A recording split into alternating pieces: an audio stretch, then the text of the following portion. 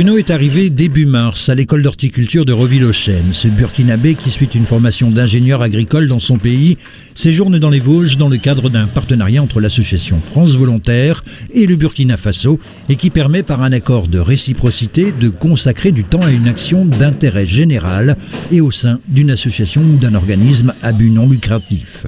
Dans ce cas précis, l'ONG Kilimanjaro Hope qui tente de mettre en place en Afrique des techniques de production de cultures hors sol en milieu urbain.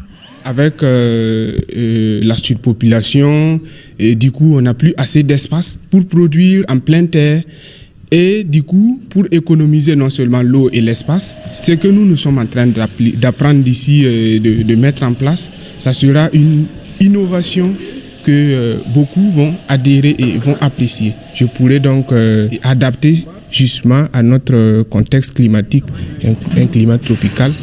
Mais Bruno ne travaille pas seul. 3 élèves, Solène, Corentin et Charles, apportent leur expérience sur ce projet qui, outre le fait également d'économiser l'eau, a d'autres enjeux.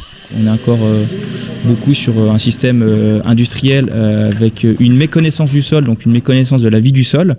Donc on ne se rend pas compte là-bas que les engrais de synthèse, ça ne nourrit pas un sol et qu'il faut remettre de la matière organique.